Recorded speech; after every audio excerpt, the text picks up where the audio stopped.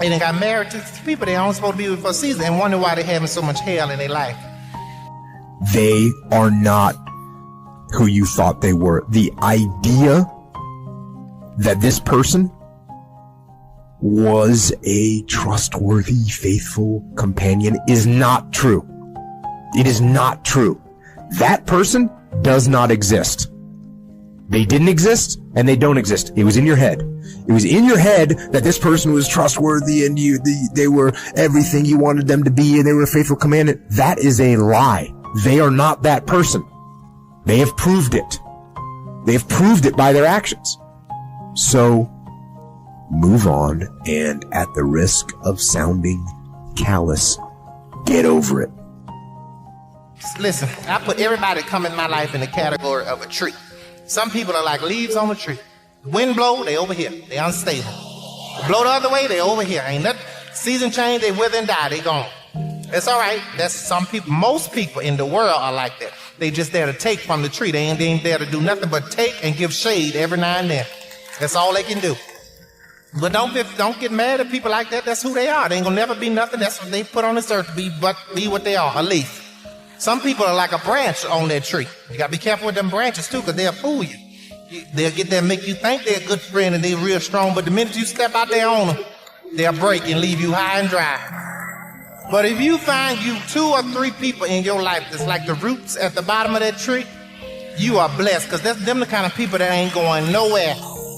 They ain't worried about being seen. Don't nobody have to know that they know you. They ain't got to know what they're doing for you. But if them roots wasn't there, that tree couldn't live. You understand? And they ain't got a tree can have 100 million branches, but only a few roots down at the bottom to make sure it get everything it needs. I'm telling you something. When you get you some roots, hold on to them. But the rest of them, let it go. Just let it go. Let folks go. It's okay to be alone. Some people get freaked out when they're alone. It's okay to be alone. It's okay. It's okay to be alone. There's no big deal. Enjoy it. Do something productive and build that trust up in yourself. Look back at the situation, learn from it. We do that. It's an post-operational debrief. Oh, you've put too much trust in somebody? Cool. They broke your heart? All right, roger that. Let's see. What were the steps? What should I have recognized? How many times did I say, well, they didn't call me, but it's probably just because their phone was out of battery. No. Once your phone runs out of battery once, okay, you don't let it happen again, right? So you start seeing those red flags, see the mistakes that you made. And then look for them next time around, because you deal with people all the time that they made mistakes the first run. They go back and they make the same mistakes the second run. They go back and make the same mistakes the third run. That's when you got to start blaming yourself on your situation.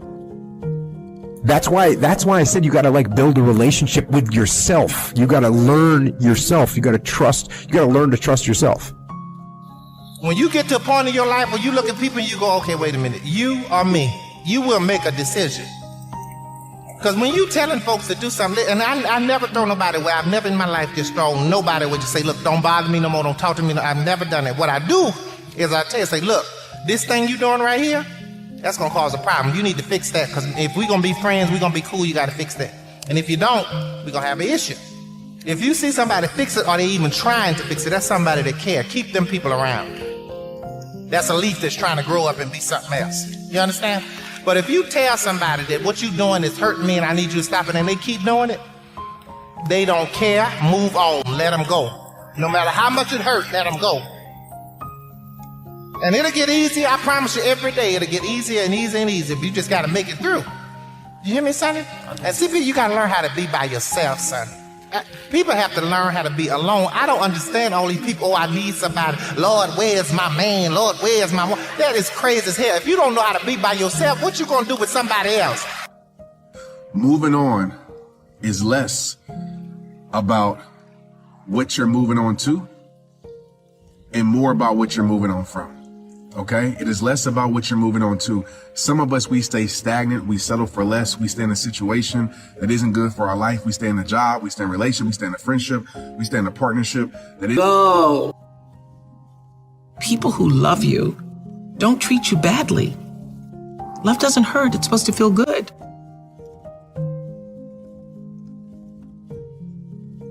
Ladies, take the blame off yourself. Men are really, really good at that. Making you think something wrong with you. Oh, real men don't really operate like that. But you got so many men out here from these broken homes.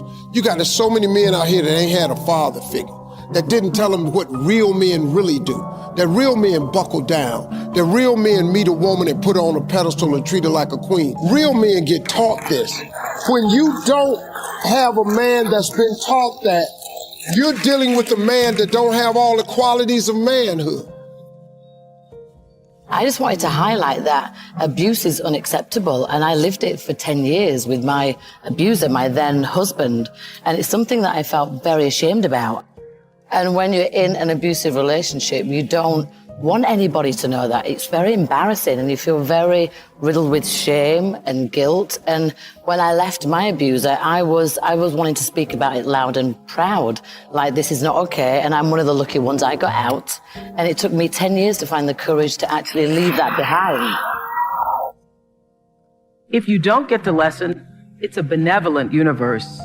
It will come back wearing a different pair of pants in a different form. It will show up again to see if you really got it. So what is the great lesson for us? I mean, it really is what Oprah's saying, which is that when you get a red flag or I say a caution, a yellow blinking light, don't let it go to red.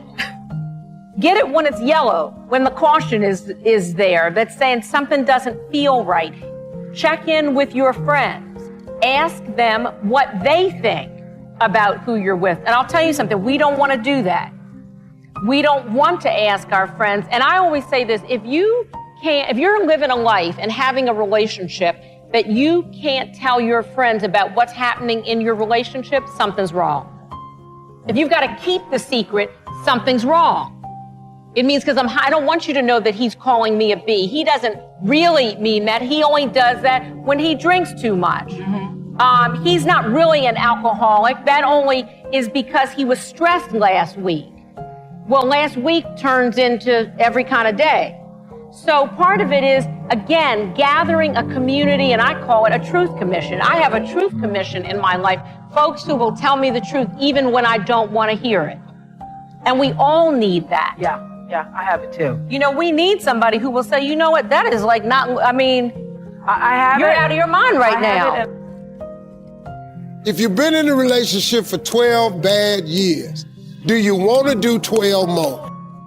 Stop collecting red flags. What y'all saving them for?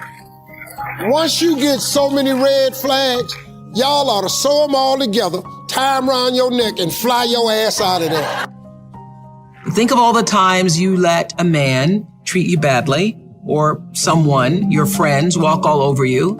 How many times have you let hurtful words or criticism crush you? Well, I was one of those people who was raised not to have a lot of self-esteem. And I know anybody else who was physically violated as a child, as I was, got whippings every day. The lesson of a whipping, the lesson of being heavily disciplined with violence is that you're not worthy, that you're not good enough. And so it takes a long time to get a sense of self-worth and self-value. And so I was in my 20s doing what everybody in their 20s does and looking for love in all the wrong places and looking to be validated by somebody else's view of who I was and wanting them to say, I'm okay. Yes, you're okay. You're okay. And I've done some really embarrassing, ridiculous, crazy ass things over the years, holding onto the bumper of a Datsun Z like I could actually keep him from pulling off. And I remember one time he had left and slammed the door on my hand. And I had, just like a lot of women, had the barrier of, well, you can say anything to me, but you cannot hit me. You cannot hit me. He didn't hit me, but the door slammed on my hand. And I thought, well, that's coming close. That's coming very close. And I remember the door slamming on my hand, falling to the floor, and in front of me was a mirror.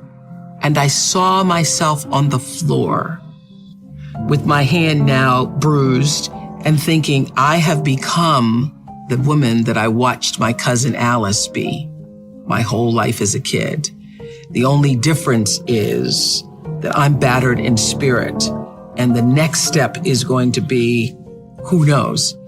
So lying there on the floor is the moment I made that decision that I have now become a woman that I never imagined myself to be, and I got to figure out how to get myself out of this.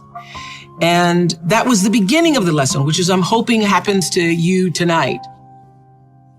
Frequent breakups and makeups, high highs and low lows. As tension rises, so does volatility. Tearful, frustrated fights followed by emotional makeups. Hateful and hurtful comments like, "You're worthless, I'm not even sure why I'm with you," followed quickly by apologies and promises it will never happen again. By this point, you've been so conditioned to this relationship roller coaster that you may not realize how unhealthy and maybe even dangerous your relationship has become. It can be really hard to see when unhealthy love turns towards abuse. But it's fair to say that the more of these markers your relationship might have, the more unhealthy and maybe dangerous your relationship could be. And if your instinct is to break up and leave, which is advice so many of us give our friends when they're in unhealthy relationships, that's not always the best advice.